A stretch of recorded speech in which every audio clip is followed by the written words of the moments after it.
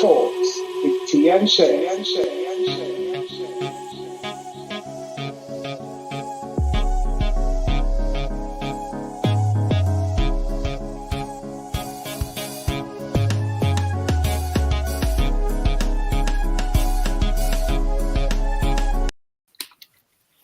Hello.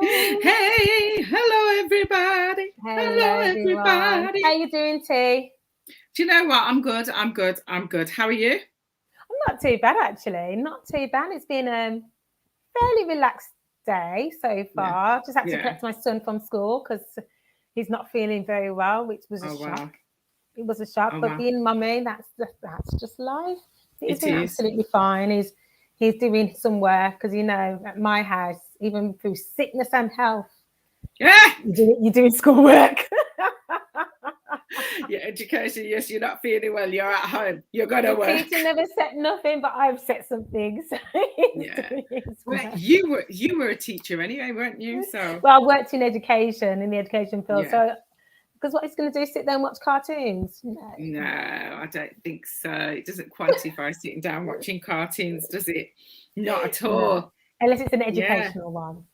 But hello, hello everybody, and welcome to Limitless Talks with T and Shez. Well, today we're going to be continuing on with our conversation we had last week, where I was interviewing the lovely T. Me? Wow.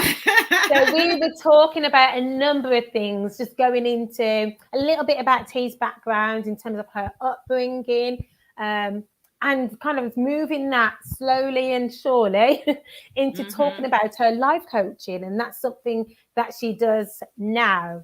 But there's so many other areas that T taps into, has successfully just built her little empire, I would call it. After you've heard about it, because many of you know T as the prophetess, T as the pastor, but you may not know her as T, the businesswoman. No, probably not. Yeah. Not everybody. So it's really good that we can kind of tease this out, because it will kind of give you some perspective on the coaching elements and the other things, the other strands of Limitless, which we've shared with you in past interviews. So before we get into it, just want to give you a quick, brief breakdown of what Limitless is. And T will be talking a little bit more about Limitless as we continue through the actual talk show itself. Mm-hmm. So Limitless is an organization set up to support, empower and equip, particularly, mostly, formally, women, but for everybody really, to become that limitless individual that we believe that everybody should be.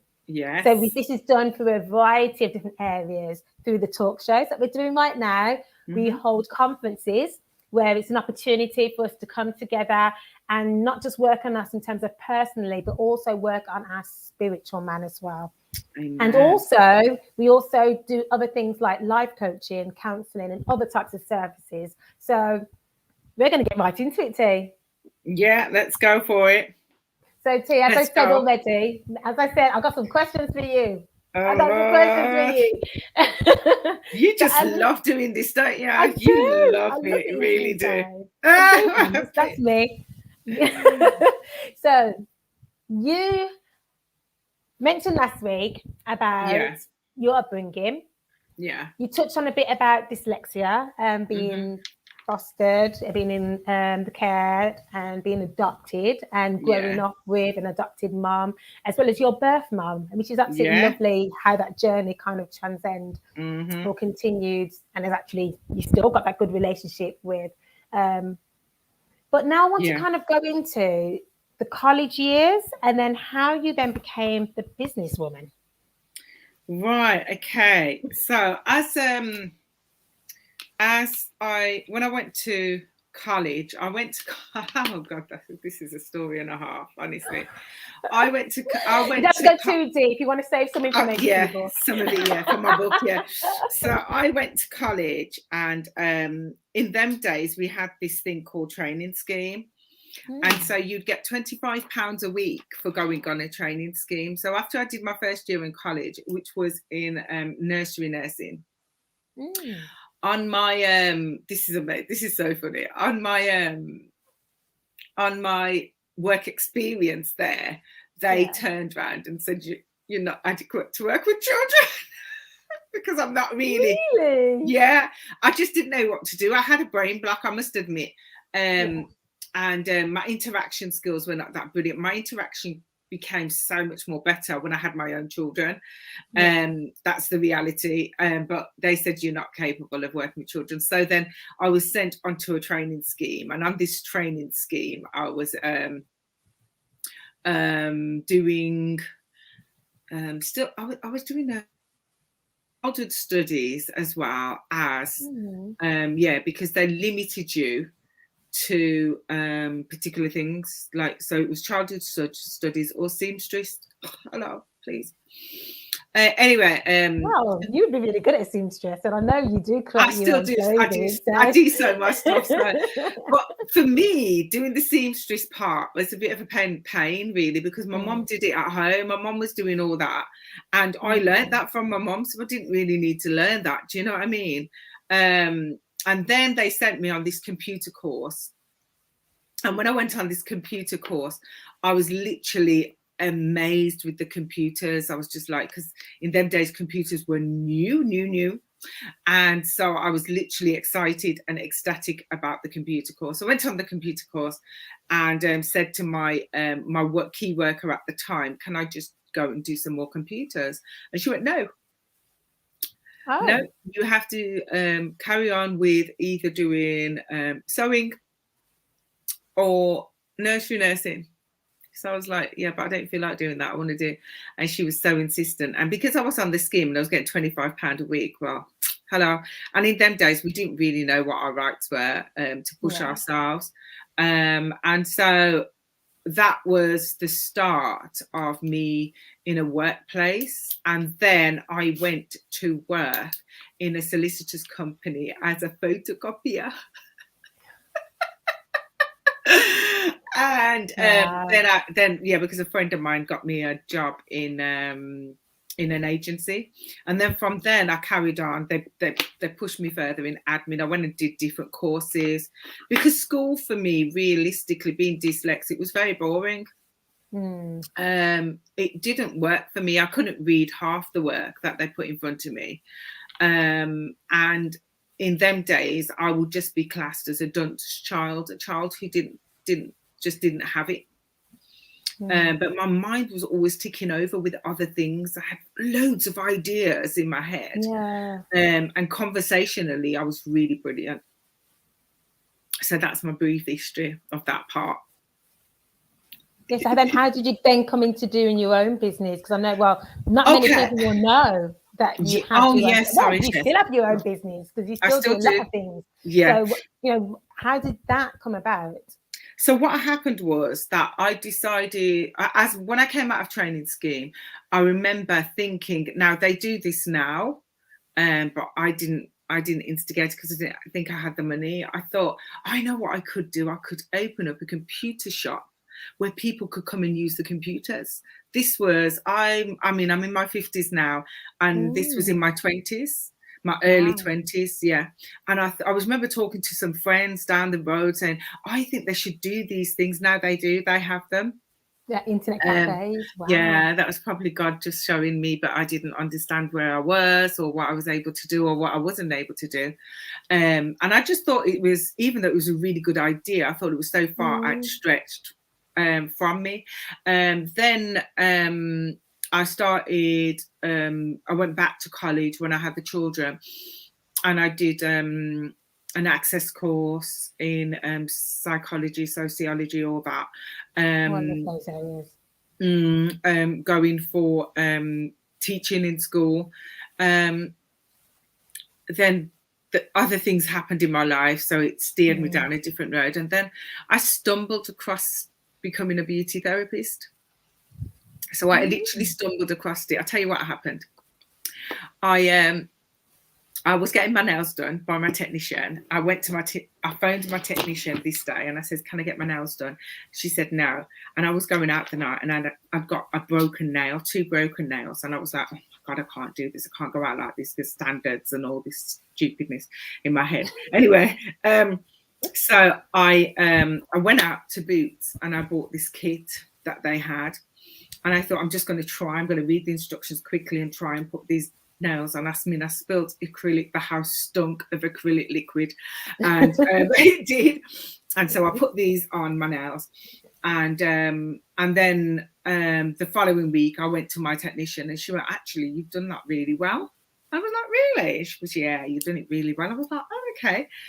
So in between her doing my nails, I would do my nails myself.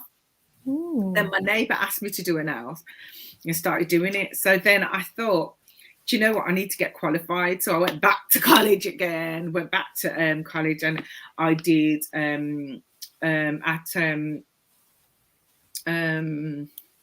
Birmingham. I can't remember which college. I can remember it, but it's not at the top of my head.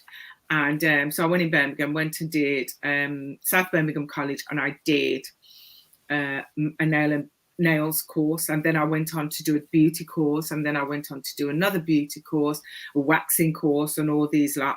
And then I remember when I did the nail course though, and I did it for a company that was one of the most affluent companies. And I remember the lady on the course says, what are you doing? Who does your nails? And I says, oh, I do them now. I did have a technician, but I do them now. She goes, so what are you doing here? And I said, I've got no qualification, so that's why I'm here. And at the end of the course, she asked me to do a full set on her. Nobody else got this opportunity. She asked me to do a full set on her because she was going out. And she said, I felt that your set would be the best set that I'd be able to go out in. And so I did a full set on her, and I passed all of my stuff with distinctions, believe it or not. If anybody knows what dyslexia is like, we're very much perfectionists. So we've got to get it exactly right. So I passed everything with distinctions. And so then I opened my business. I opened my business in Dudley. It was a gradual build up. I went into a sunbed shop and asked them if I could open up, do some nails in there, and they were like, oh, I'm not sure if you can or whatever. And then they went and asked, and they thought yes. So then I employed another person with me.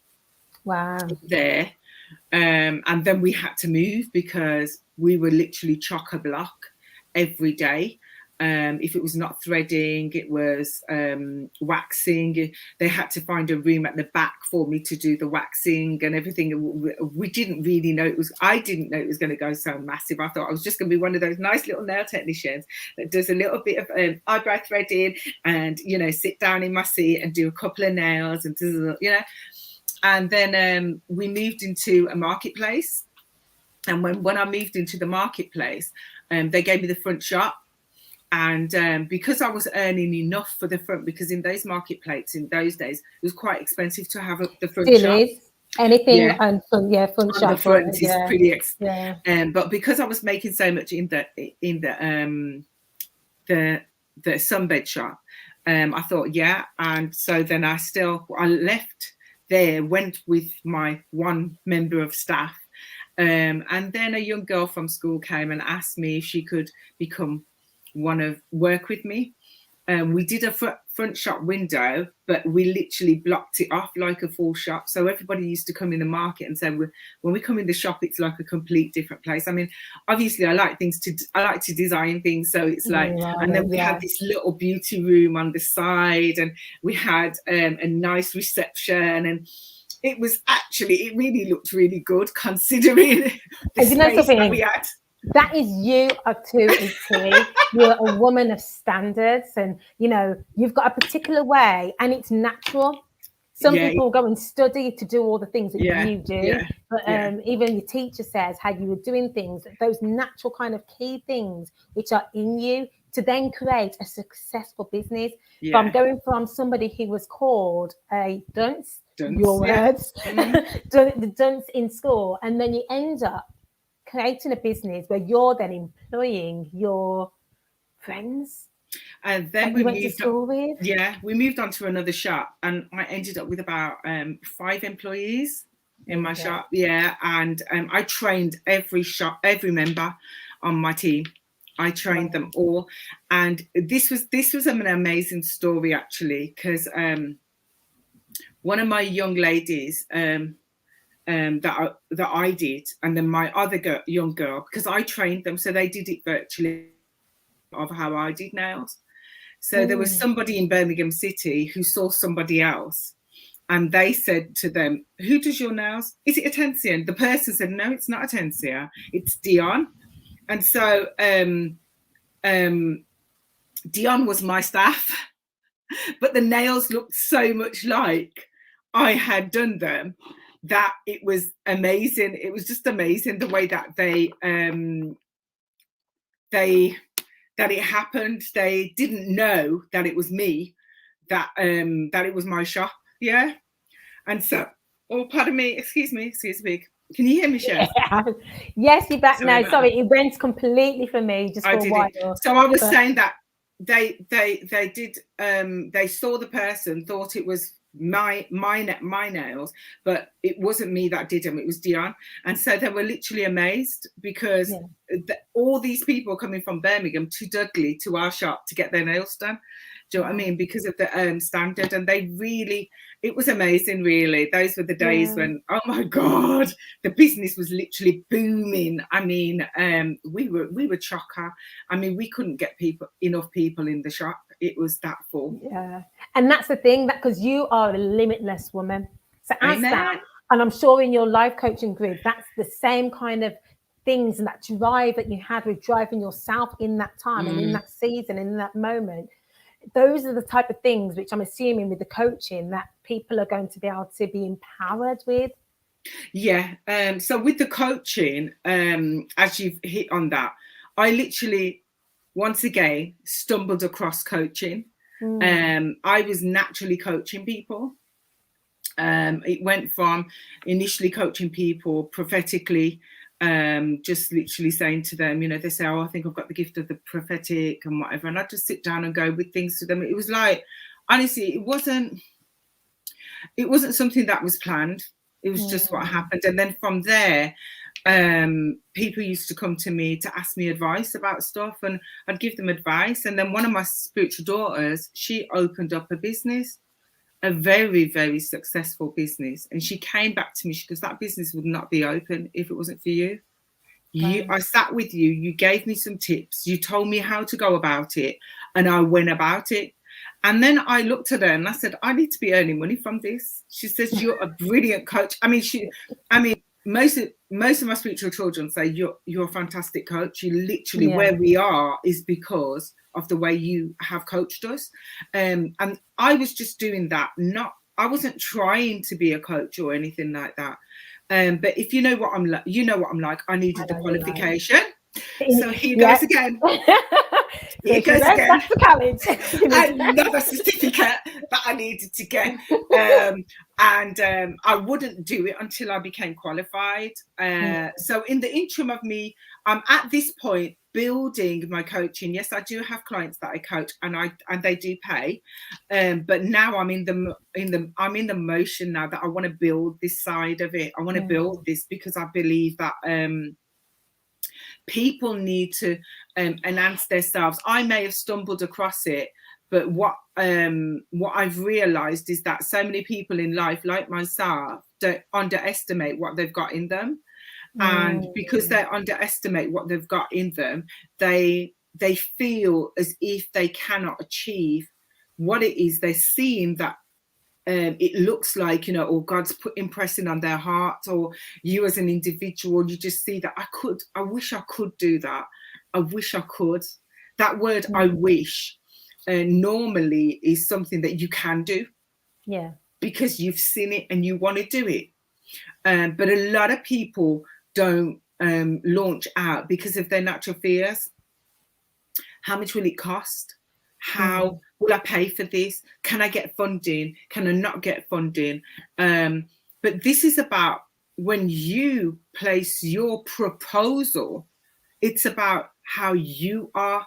Your presentation is what is most important. So one of the key factors to people developing in any area of, whether it be any sphere that they want to go into, one of the key principles is finding out who you are. And a lot of the times we are stagnated because we actually don't know who we are.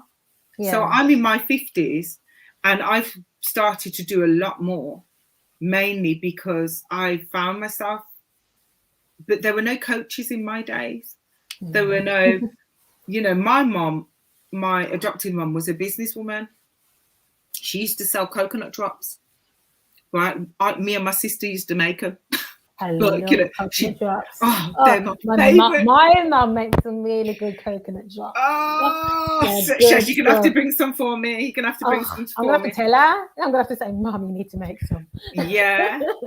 But through it all, I've got to really say that it's the godly factor of my life that has really helped me to grow in these areas. Even though I feel, how old am I, and the amount of things I didn't achieve because I didn't have the full understanding and whatever. I know my journey was for a reason, a bit like Job's journey. I mean, Job was a rich man before and then lost it all, but he still was on a journey. Joseph's journey. I always bring scriptures in because I really believe that everybody is on a journey. We've got to understand that if you're on a journey, it means you are going to succeed. Now, it may not look like that now, but once you've tapped into the sources that you need for you to qualify, for you to get to your next place, you will see the difference. Do you know what I mean? It's just about that confidence. And as I said, I think I said this last week, it is about investing in what you really want to do. Do you know, it is about that. It is, as I said, every course I went on, I paid for my courses because I wanted to achieve my goals.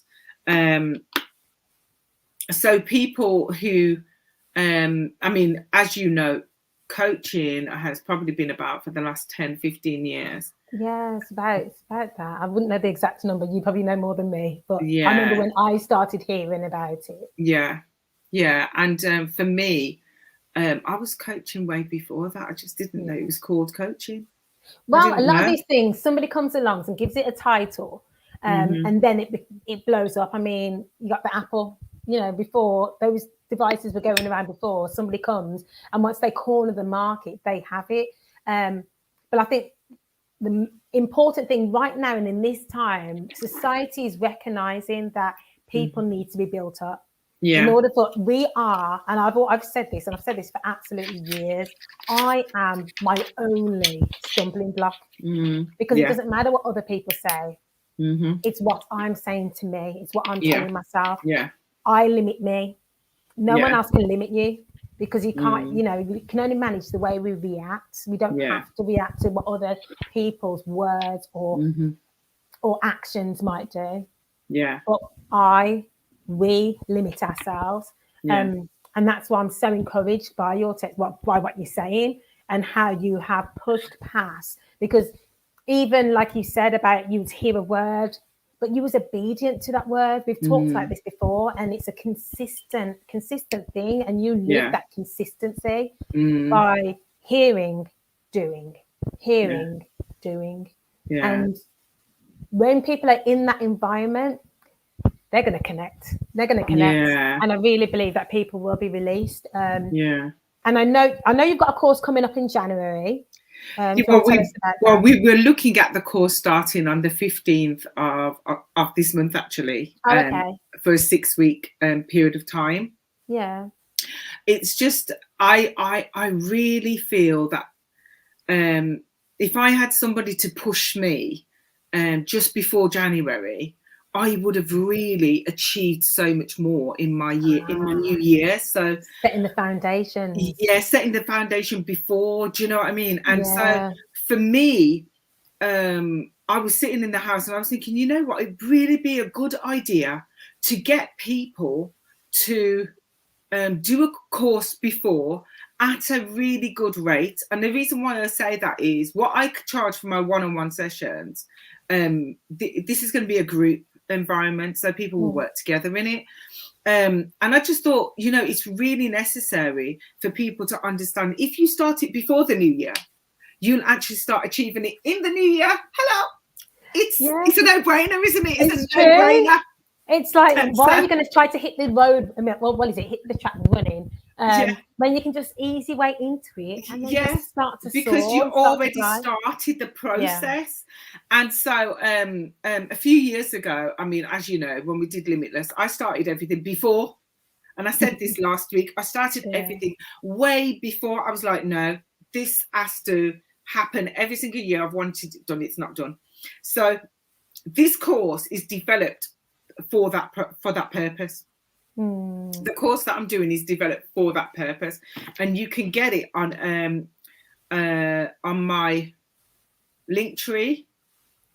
And if you look at it, it's we're talking about the 365 days. Do you know what I mean? So getting yourself prepared for your 365 days of 2022. Wow.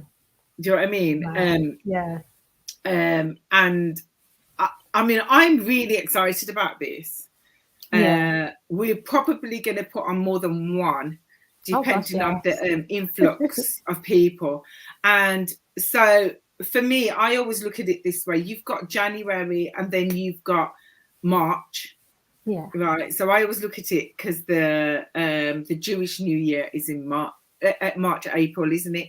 So they're 2 new years. So if you miss it in January, then you can literally at least get it ignited by March, April. Yeah. So that you can go. But we really want people to ignite themselves before January 2022.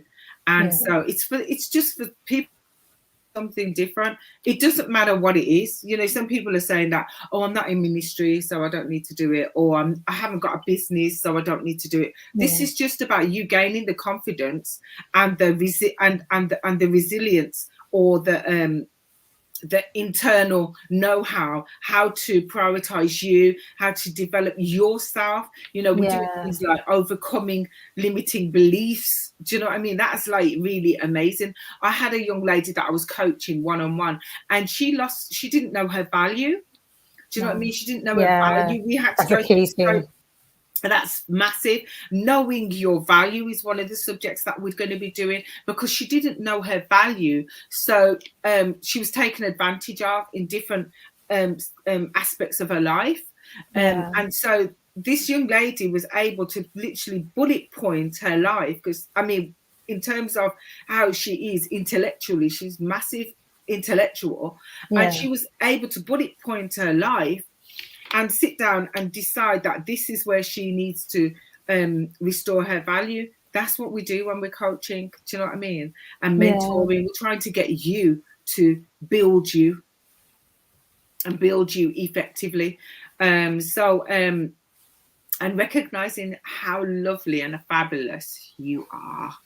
You know? And that's it, because through life, there's so many different stages. You go through a time of life where everything's new and everything's fresh, and you're kind of going through, and the excitement of the new thing. There's also then comes to a course of life. There was a show on Netflix, and it was called the 100, and it was like social experiments. And one of the social experiments, they were looking at what age group are people most happy. Yeah, and they tended to be the most happiest was from, it was like early 20s, 30s. Yeah. And then after retirement, that middle spot in between. So when you're going like 30, 40, 50, where the stresses of life kick in, work pressure, family pressure, home pressure, all sorts of pressure, left, right, and center. And then when people are in that stage where they are trying to find themselves, and I always believe it's important that we don't struggle alone. It's not needed. It's not necessary. You know, I personally have friends, family members, male and female, who have struggled or who are struggling. People that just need that little push, that little thing to help them. And I'm going to be directing them your way, because I really, and I've had friends, and these are friends in church and out of church Yeah. who have spoken to me about life coaching. Yeah. And how they would like to find a life coach. Like, I feel like yeah, I really send them need along. someone. Send them along. Yeah, so I will be. I mean, I will be, because it's yeah. and like you said, it's not necessarily just for those who are in ministry, Mm-hmm. but those No. are in ministry will benefit. It's for It's business. not for the business people, but those who are in business will benefit. It's for everybody. From what you're saying, it's for everybody, every walks of life. We all need to be empowered and ignited, so we can just get those sparks going, so we can light the fires in our lives. The thing is, what you've got to understand is, for each individual, you do have probably somebody that suits you. But just come along, try, see if I'm your suit, if I'm your fit. God bless you, Prophetess Gianna. You know, and also, you know, recognize that you know, you have the ability to achieve. Yes, send them along my way, because honestly, I love working with people who need to progress and grow. I love it. It's one of my I just get so excited. I can't explain it. It's just so exciting. Even when I was doing my nails and my beauty, I'd sit down and I'd be guiding people in their whole life all the time as they were sitting beside me. And that's to be honest, where I really found myself as a coach. But I was speaking to somebody the other day, and just very quickly, I was speaking to somebody the other day, and she's a friend of mine. Her name's Precious, and I said, "Precious, you said I was a bully." She goes, "No, you weren't. When I look at it now, you were really steering us along in our lives to do the right thing." And I was like, "Oh my goodness." And so, you know, she says, "You really did steer us. Do you know what I mean? You were like a mama." And I get that said to me quite a bit, to be fair. Like, I've got a really motherly spirit. Considering they said that you weren't good for childcare. Something happened. It was, you know something, you weren't meant to be in that role. Guys, if you're in a position where people are telling you you're not fit for that purpose, don't knock it. You've got a passion and a desire. It might not fit into that box which you thought it would fit into. You're not made for that. But and that is your box will be revealed, and recognize that passion. And that is amazing that you say that, you know, Sheryl, because believe it or not, when I look at myself now, I'm like, I am really very interactive, even with children, with younger people. But I find that younger people like a real straightforward. They don't like you to. They like you to. That I actually think that a lot of young people think somebody's very motherly when they're able to give them the right advice and not comfort them in the wrong ways that they're doing. So for me, I'm very, very much like, actually, you need to shape up, like, you know. And it normally hits them quite it normally hits them quite harshly, but they come back, you know what I mean? God bless you, Apostle Jackie. Thank you. Wonderful testimony. So let me just can I just give everybody a bit of an idea where they can find out more?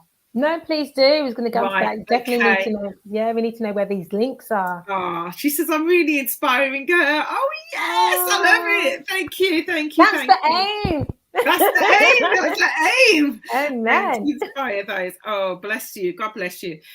So we are on. If you need more information, you can go into. You can link on Rev Otensia GW on Facebook, which is where we are now. There's information on it there. Also on Instagram, and you can also, which is Rev Otensia Gordon-Wallace again. But then we also have an Eventbrite link. Now, if you click on the link tree link, you will be able to get to that, or you can go on the website, which is limitlessglobal.org, which is on the feed going through. You can get on there, and then what we will do we're in the process of finishing that up actually, but you should be able to link with that and make payment via Eventbrite. So Yeah, will you have by the all links means. connected to this video? So I know this video goes out on all platforms. Yeah, they're going to be all on this video. So guys, if you try, look into the link, look in the comment box. The information should be on there somewhere. And if it's not now, it will be there a little bit later. So please go back and check it out. Yeah. And if it's not for you, think about somebody else. And maybe you don't want to be on a course with lots of other people. There's an opportunity, as Tia says, she does one-to-one sessions. So you may feel like you would prefer a one-to-one session with her. So get booked on, don't wait. If this has inspired you, if this has made you think, if this is something that you didn't know that T did, and now you're like, oh, okay. Because sometimes some people only see us in the church arena and don't realize, actually, you had a life before that. Exactly. And you have a life outside of those walls. Exactly. And what I love about most people who are whole people, they tend to be both sides marry up. And that's exactly what's happened with you. Because you're a whole person, you're a limitless woman. You've made sure, and God's just shifted you in a way where both sides marry up. So you're not one way when you're in the workplace, or in that working environment, and then a completely different person. When you're in the church environment, you are the same. And that's what we're called to be. It's about knowing ourselves, knowing our identity, because we've not even touched on the mentoring, because you go into schools and you mentor children as well. So there's so much things that you do. And I'm really looking forward to your book, because there's lots of other things which I know we will touch on other topics based on your life, because Limitless, it's your heart, it's your baby. So naturally, those things have come out of you, but it's amazing how all those areas are going to help so many people. So thank you for your obedience and your insight. Thank you. I just want to encourage you with the scripture. As you all know, I'm very much scriptural orientated. You need to be. As a woman of God, I need to be. It's in Jeremiah 1 verse 5. And I know that people know this scripture, but I want you to understand as an individual that God says this to you. He didn't just say it to Jeremiah. He's saying it to everybody that decides that they want to move forward, and so that you can see a vision in front of you, and you can see that you want to fulfill it. This is what God says to you. He says, before I formed you in the womb, I knew you. Before you were born, I sanctified you. I ordained you a prophet for the nation. I ordained you for whoever you were meant to be in your community, in your environment, in the workplace, in the school, wherever it is, in that community center that you might go to, and you see your friends and you want to impress them. God says, before I formed you, I knew you. I knew your journey. I knew what you were going to go through. I knew that you were going to struggle in different areas. I knew you. And even though the obstacles come, I was reading Job chapter 1 today. I was on Job and chapter 1 and 2. And you know, the one thing that really struck me more than anything was how when Job lost the first lot of things, he rented his clothes, he took off his clothes and said, naked I came here and naked I would leave. And it was his mindset was that whatever I lose. So I'm saying to you today, whatever you feel that you've lost, you can regain it, because the end of Job, he regains it. I'm only at the beginning again now, right? But, you know, at the end, he regains it. No matter what you feel that you've lost, you have the ability to pull it back. Just invest in who you are, because God has already put an investment in you. God has already invested in you, and he loves you and wants you to prosper. But your process that you're in is what will always make you think twice. But Job, in everything that he did, he didn't curse God. He said, naked I came. And in the second chapter, his wife told him to curse, and he said, you speak like a foolish woman. Those people that are telling you that you're never going to make it, never going to achieve anything, you're not going to come to anything. That's what I was told. I was told that because I was so bad behaving in school, I'm never going to make it. But God said, actually, Otensia, before I formed you in the womb, I knew what you were going to go through, and I knew who you were going to be. And who you are today is who I wanted you to be. So some of you are enclosed and entrapped into an ideology that has been placed into you, that is they've told you that actually you need to remain as you are. Get out of the box. You were formed for a reason and ordained, and your circumstances should not take you away from your purpose. And believe me, guys, don't look at me and think that I'm not being pulled away. I have been pulled, Sheryl. You know, I've been there. You know, I've been pulled, tossed, and I thought as if I just can't be bothered, Lord. Why me? Why me? Why me? Right? But I'm telling you today, before God formed you, He knew you, and He set you apart. There might be entities in your life that look similar to somebody else, but you are still individual, and you have the ability, oh, glory to God, to go past what you see is going on right now around you. And you have the ability to achieve what God's already planted in you. So that's all I wanted to encourage you. I didn't want to preach a sermon, but it seemed like it went that way. But never mind. But you know something, when you start to get into the word, and we say this so often, but because the word, the Bible, is a historical book, so it's somebody else's testimony. And when we start only looking at it as a book or as a reference point of something that wasn't reality, our minds change. But once we change our minds to really look at it, this is like Job wrote this, or it wasn't Job, I know it was, but somebody else wrote it. They collated that information as a document, a historical document that we can have today. So when you're doing these things that you're doing, when you're writing your book, you're creating a historical document so somebody else can have tomorrow. So guys, don't limit yourself. Recognize that your testimony is a part of that historical document. That's right. So allow that to just be nurtured, and your lifestyle is a representation of the God in you. So don't limit yourself. Don't limit yourself, because God's not going to limit you. You are unlimited and limitless. Limitless. So guys, thank you so much for joining us. Thank you so much for joining us. T, thank you so much for letting me interview you. I have enjoyed it. I've enjoyed hearing there's things I didn't know, so I'm sure. I didn't know you went into a solicitor's firm and all that other kind of stuff. I thought, oh wow, okay. But thank you so much for sharing and for being open with your life, that we can actually be able to have things which inspires us as well. Thank you. Amen. And guys, we'd like you to like, share, subscribe. Subscribe to us on YouTube. We really would like to get over 100 on YouTube. We'll just start at a good point, over 100 on YouTube. But also share it with those around you, because it's really encouraging. I like when people share videos with me and I can literally just sit down and listen and think, oh my gosh, that's really inspired me. And I thank you to all those who have in past, but you share this and let others know that we're here.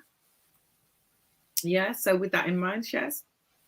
That in mind, guys, take care, have a fantastic week, and we will see you next week with Limitless Talks. God bless. Bye. Bye.